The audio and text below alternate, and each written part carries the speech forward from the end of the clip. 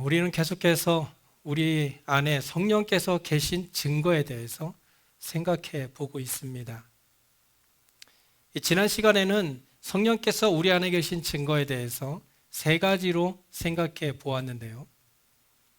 성령께서 안에 계시는 사람은 예수님을 주님으로 고백하고 하나님을 아버지라고 부르고 마지막으로 하나님께서 주시는 은혜를 깨닫게 된다고 말씀했습니다. 지난 한 주간 동안 여러분의 삶은 어떠셨나요? 예수님을 주님으로 고백하는 삶에 하나님을 아빠, 아버지라고 부르면서 하나님께서 주시는 은혜를 깨닫는 한 주가 되셨나요? 우리가 매주 말씀을 듣고 있지만 그 말씀이 우리의 삶에 적용되는 것은 또 다른 문제입니다. 아무리 주일 예배에서 은혜를 받고 깨달음이 있었다 하더라도 그 말씀이 실제 우리의 신앙생활에서 적용되지 않는다면 우리가 지금 예배하고 있는 이 시간이 그냥 시간만 보내는 아까운 시간이 될 수도 있습니다. 그렇기 때문에 우리가 예배를 통해서 성령께서 우리에게 무엇인가를 깨닫게 하시고 또 마음의 감동을 주시면 주저하지 마시고 바로 실천해 보시기 바랍니다. 하나님의 말씀대로 살아가려고 하는 여러분의 삶이 성령이 인도하시는 삶이라면 반드시 성령의 아름다운 열매가 나타나게 되는 줄로 믿으시기 바랍니다. 오늘은 성령께서 우리 안에 계신 증거의 두 번째 시간입니다. 우리가 계속해서 성령께서 우리 안에 계신 증거를 생각하고 있는 이유는 많은 그리스도인들이 자기 안에 성령을 알지 못하기 때문이에요. 성령께서 분명 자기 안에 역사하고 계시고 또한 마음에 감동을 주시는데도 여전히 성령을 찾아 헤매는 사람들이 많다는 것입니다. 그래서 그런 기간이 오래 지속되다 보면 신앙생활에 회의감을 느끼게 되고 내가 예수를 믿고 있는지에 대한 확신도 점점 희미해지게 되는 것이죠. 그래서 이 성령에 대한 증거는 우리가 신앙생활을 하는 데 있어서 아주 중요한 문제라고 할 수 있습니다. 우리가 살아가다 보면 모든 사람들을 사랑할 수는 없죠. 어쩌면 우리가 모든 사람들을 사랑한다라는 것은 사막에서 진주를 발견하는 것보다 어려운 일일 수도 있습니다. 그래서 예수님도 그의 제자들과 오늘날 모든 그리스도인들에게 사랑에 대해서 수없이 강조했던 것이지요. 오늘 본문 12절에 어느 때나 하나님을 본 사람이 없으되 만일 우리가 서로 사랑하면 하나님이 우리 안에 거하시고 그의 사랑이 우리 안에 온전히 이루어진다고 말씀합니다. 어느 때에든 하나님을 본 사람은 없습니다. 하나님을 직접 대면했던 모세도 하나님의 얼굴은 직접 보지 못했어요. 왜냐하면 하나님을 볼 수 있는 유일한 방법은 죽는 것밖에 없기 때문에 살아있는 사람이라면 누구라도 하나님을 볼 수 없습니다. 하지만 죄인된 인간이 절대로 볼 수 없는 하나님이시지만 그런 하나님을 마음에 모시고 살아갈 수 있는 방법을 오늘 본문에서 가르쳐주고 있는데요. 그것은 우리가 서로 사랑하는 것입니다. 우리가 서로 사랑하면 하나님이 우리 안에 거하시고 그의 사랑이 우리 안에 온전히 이루어진다라고 분명하게 본문에서 말씀해 주고 있습니다. 그래서 성령께서 우리 안에 계신 네 번째 증거는 바로 용서와 사랑의 마음이 생긴다라는 것입니다. 요한 1서는 두 가지의 큰 주제를 담고 있는데요. 그것은 하나님과 교제, 그리고 사람과의 교제, 하나님과 사람 사이의 교제, 그리고 사람과 사람 사이의 교제를 다루고 있습니다. 우리는 하나님과 교제하기를 원하죠. 누구나도 하나님과 가까이 하기를 원합니다. 우리가 그리스도를 구주로 영접했다면 이제는 하나님과 교제할 수 있는 신분이 되었다는 것을 말하는 것입니다. 그래서 모든 그리스도인들은 하나님과의 이 친밀한 교제 속에서 행복한 신앙생활을 하고 싶어 합니다. 그런데 우리가 교제하고자 하는 하나님은 사랑이시다라고 요한은 분명히 밝히고 있습니다. 그리고 본문 7절에 보시면 사랑하는 자들아 우리가 서로 사랑하자. 사랑은 하나님께 속한 것이니 사랑하는 자마다 하나님으로부터 나서 하나님을 안다고 말씀합니다. 즉 우리가 서로 사랑해야 하는 이유에 대해서 하나님은 그 자체가 사랑이시기 때문에 우리도 서로 사랑하는 것이 마땅하다라고 강조하고 그 사랑으로 인해서 우리가 하나님을 알 수 있다라고 말하고 있어요. 그러니까 우리가 하나님을 알 수 있는 유일한 방법은 사랑하는 겁니다. 하지만 우리가 오해하지 말아야 할 것은 우리가 사랑함으로써 구원을 받고 하나님의 자녀가 되는 것은 아니다라는 것이죠. 우리가 하나님의 자녀로 태어났으면 마땅히 사랑이 있어야 하고 또 사랑해야 합니다. 왜냐하면 하나님은 사랑이시기 때문이죠. 그렇기 때문에 우리가 사랑하고 있다라는 이 사실이 이미 우리가 하나님에게서 났으며 하나님을 알고 있다는 증거가 된다고 성경은 우리에게 가르쳐 주고 있는 것입니다. 그러나 이것은 사랑하기만 하면 아무나 믿어도 된다라는 말은 아닙니다. 성경은 오히려 참으로 신뢰하고 의지하고 믿음으로 하나님을 알게 된 사람만이 진실로 이런 사랑을 할 수 있다라고 말씀하고 있는 것입니다. 그런데 사랑에는 말뿐만 아니라 행동이 나타나야 하죠. 말뿐인 사랑은 사랑이 아닙니다. 하나님은 사랑이라고 하는데 그렇다면 하나님은 우리를 위해서 어떤 행동을 보여주셨을까요? 본문 9절에 보시면 하나님의 사랑이 우리에게 이렇게 나타난 바 되었으니 하나님이 자기의 독생자를 세상에 보내심은 그로 말미암아 우리를 살리려 하심이라. 이 나타날 수 없는 것이라면 진정한 의미의 사랑은 아닙니다. 하나님은 우리를 사랑하신다라는 것을 말씀으로만 하신 것이 아니라 실제로 나타내 보여주셨는데 그것은 바로 그의 독생자를 세상에 보내주신 것입니다. 하나님이 세상을 이처럼 사랑하신 것입니다. 그런데 사도 요한은 이런 하나님의 사랑을 말씀하면서 본문 11절에 와서 조금 다른 의미의 사랑을 말하고 있어요. 하나님이 이같이 우리를 사랑하셨은즉 우리도 서로 사랑하는 것이 마땅하도다.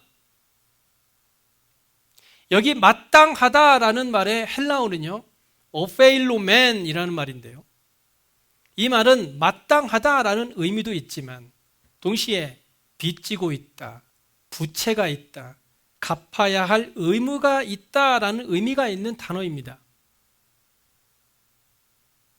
어떤 것이든 빚은 갚아야 하는 의무가 있죠. 그것이 무엇이든 간에 빚이라는 것은 갚기 전에는 평생을 따라다니는 것입니다. 특별히 본문에서 사도 요한이 이 빚과 관련이 있는 오페일로멘이라는 단어를 사용하면서까지 사랑에 대해서 말씀하고 있는 것은 그만큼 우리가 받은 사랑이 우리의 이웃에 대해서 어떠한가를 보여주는 것입니다. 즉 하나님이 독생자를 이 땅에 보내주셔서 우리를 사랑한 것이 우리에게 빚이 되어 우리는 그 사랑의 빚을 갚아야 할 의무가 있다는 것이에요. 그래서 우리가 오페일로멘, 즉 마땅히 사랑해야 한다는 것입니다. 하나님이 독생자를 통해서 사랑을 보여주신 것처럼, 그러니까 우리가 그 사랑을 받았으니 이제는 마땅히 우리도 사랑해야 한다는 것이에요. 그것이 바로 사랑의 빚입니다. 그런데 이런 사랑의 빚은 우리가 스스로 갚을 수 있는 능력이 없습니다. 내가 아무리 노력한다고 해도 절대로 나 혼자서는 원수까지 사랑할 수 있는 마음이 생기지 않는다는 것이지요. 이런 우리의 마음을 잘 아시는 하나님께서는 우리로 하여금 사랑할 수 있는 마음을 주시기 위해 바로 성령을 우리 안에 보내주신 것입니다. 본문 13절이죠. 그의 성령을 우리에게 주심으로 우리가 그 안에 거하고 그가 우리 안에 거하시는 줄을 아느니라. 하나님께서 성령을 우리 안에 주심으로 나는 할 수 없으나 내 안에 계신 성령으로 하여금 그 원수 같은 사람도 사랑할 수 있는 마음을 우리에게 주시는 줄로 믿으시기 바랍니다. 그렇기 때문에 우리가 원수까지라도 사랑할 수 있는 방법은 내 안에 계신 성령을 의지하는 것입니다. 내가 무엇을 하려고 하는 것이 아니라 내 안에 계신 성령을 의지하고 나아갈 때 아무리 원수같이 미워하는 사람이라도 성령께서 사랑하는 마음을 주시는 줄로 믿으시기 바랍니다. 그런데 우리가 사랑하게 되면 가장 먼저 나타나게 되는 것이 바로 사랑입니다. 용서입니다.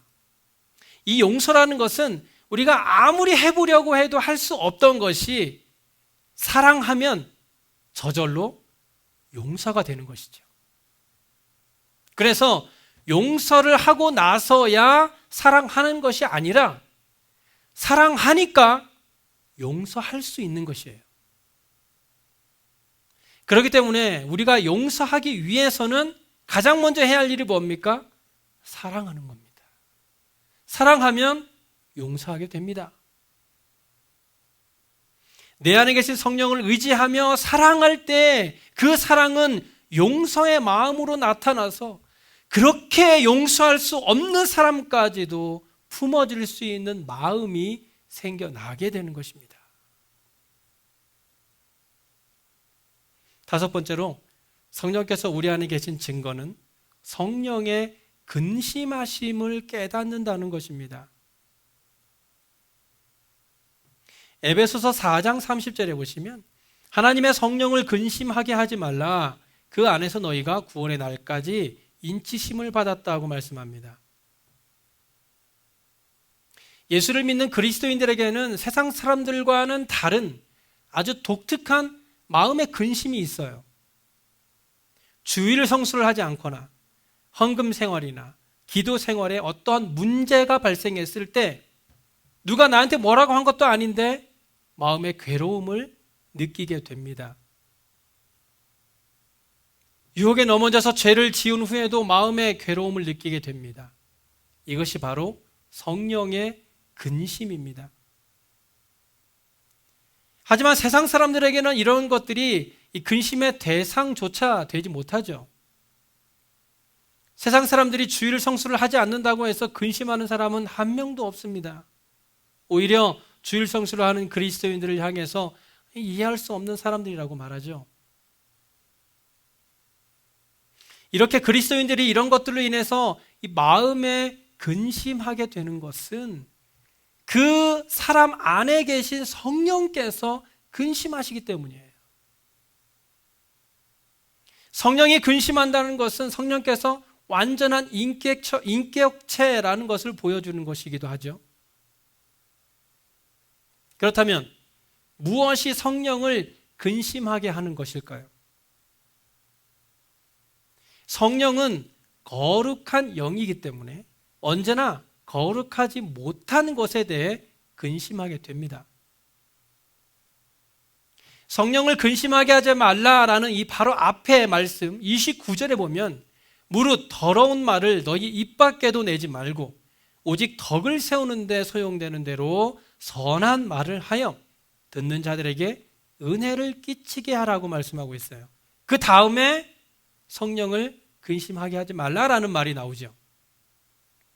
즉 성령은 진리의 영으로서 하나님께서 그를 통하여 말씀하시기 때문에 우리가 더러운 말이나 덕을 세우지 못하는 말을 할 때에 성령께서 근심하게 된다라고 말씀하고 있는 것입니다. 특별히 이 말씀은 좋은 말이 아니면 아예 하지 말라라는 이 성경식 표현이라고도 할 수 있습니다. 우리는 될 수 있으면 다른 사람을 세워주고 용기를 북돋아주는 말을 해야 합니다. 성숙한 그리스도인들의 말은 듣는 사람에게 해가 되는 것이 아니라 도움을 주는 것이기 때문에 우리가 하는 한마디 말로써 과연 상대방이 힘을 얻는지 아니면 근심에 빠지는지를 먼저 생각해 보아야 하는 것입니다. 그러나 누구라도 말에 실수는 하죠. 문제는 그 실수가 얼마나 자주 일어나고 있으며 얼마나 많은 사람들의 마음을 아프게 했느냐 하는 것이겠죠. 하지만 우리가 반드시 기억해야 하는 것은 그런 말은 입 밖에도 내지 않는 것이 좋다라고 사도 바울은 강조하고 있으며 할 수 있는 대로 선한 말을 해서 듣는 사람들에게 은혜를 끼치게 하는 것이 성령을 근심하게 하지 않는 일이라는 것입니다. 그렇다면 이 성령을 근심하게 하면 어떤 일이 일어나게 될까요? 이사야 63장 10절에 보니까요. 그들이 반역하여 주의 성령을 근심하게 하였으므로 그가 돌이켜 그들의 대적이 되사 그들을 친히 치셨다. 이 이스라엘 백성들은 하나님께로부터 큰 은혜를 받았어요. 그런데 그 은혜는 잊어버리고 감사할 줄 모르고 도리어 하나님을 저버리고 우상을 섬기게 됩니다. 하나님에 대한 이 이스라엘의 반역은 광야에서부터 시작되었는데 그 반역하는 일이 그들의 역사가 되고 만 것이에요. 이렇게 이스라엘이 하나님을 순종하지 않은 이 반역의 결과 그들은 그들 가운데 계시는 성령을 근심하게 했습니다. 결국 하나님은 이스라엘을 치셨고 바벨론에게 포로가 되는 벌을 내리신 것입니다. 히브리서 12장 6절에 말씀하고 있는 것처럼 하나님께서는 그의 사랑하시는 자를 징계하고 채찍질 하시는 것입니다. 그리고 그 징계를 바로 받는 길은 오직 회개밖에 없다는 것을 우리는 기억해야 합니다. 하나님의 징계는 우리를 바른 삶으로 인도합니다. 하나님의 징계를 통해서 그의 백성들이 다시금 하나님을 찾도록 하시는 거예요.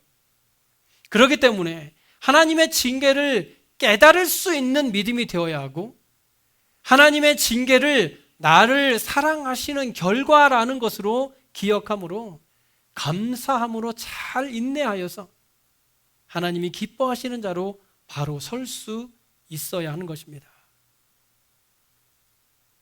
또한 고린도전서 3장 16절과 17절에 누구든지 하나님의 성전을 더럽히면 하나님이 그 사람을 멸하신다고 말씀합니다.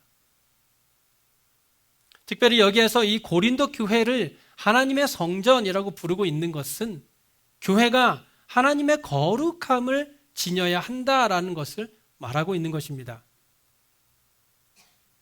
고린도 교회를 비롯하여 오늘날 모든 하나님의 교회는 성전이 거하시는 성전, 성령이 거하시는 성전입니다.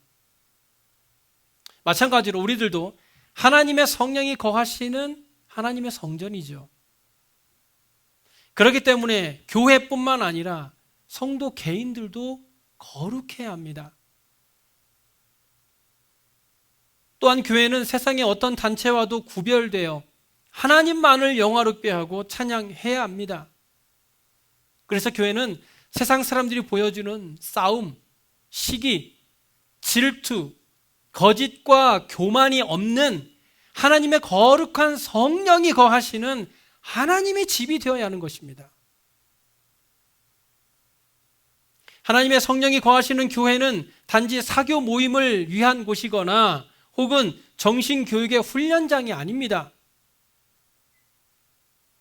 성도의 교제가 반드시 필요한 곳이 교회이긴 하지만 그런 교제만을 목적으로 해서 모이는 곳이 되어서는 안 된다는 것이에요. 안타까운 일이지만 지금도 대형교회 청년부에서는 이 결혼을 목적으로 해서 교회에 다니는 청년들도 많이 있습니다.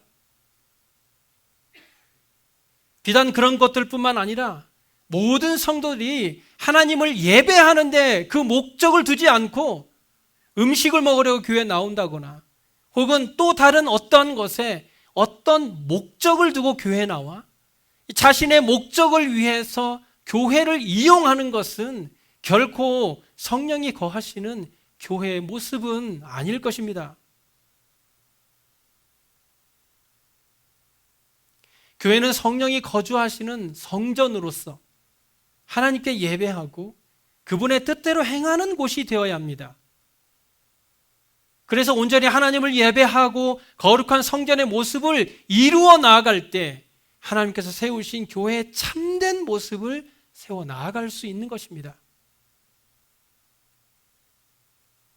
그렇기 때문에 성령이 거하시는 사람이 성령의 거룩함을 삶에서 드러내지 못할 때 성령께서는 근심하게 되는 것입니다. 그래서 만약 우리의 삶 속에서 마음이 괴롭고 자신의 죄가 깨달아진다면 그 즉시 회개해야 합니다. 우리의 죄가 깨달아지고 그 죄로 인해서 우리의 마음이 괴롭다면 우리 안에 계신 성령께서 근심하는 것이기 때문에 성령의 음성을 듣고 돌아서서 회개하며 하나님 앞으로 나아갈 때 하나님께서는 우리의 삶을 다시금 거룩한 삶으로 인도해 주실 것입니다. 이처럼 성령의 근심은 우리로 하여금 죄에서 그리고 거룩하지 못한 불경건에서 돌이킬 수 있도록 우리의 마음을 움직이십니다. 성령께서 우리의 마음을 거룩한 삶으로 인도하실 때 성령의 작은 속삭임에도 빠르게 반응하는 삶이 되어서 회개함으로 다시금 거룩함을 회복하는 우리의 삶이 되어야 할 것입니다.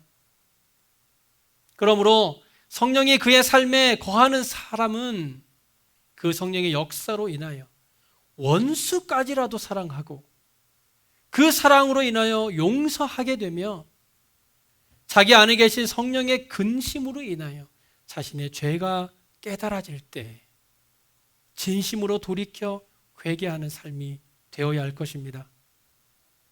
하나님의 성령은 우리 안에서 반드시 우리를 거룩한 삶으로 인도해 주실 것입니다.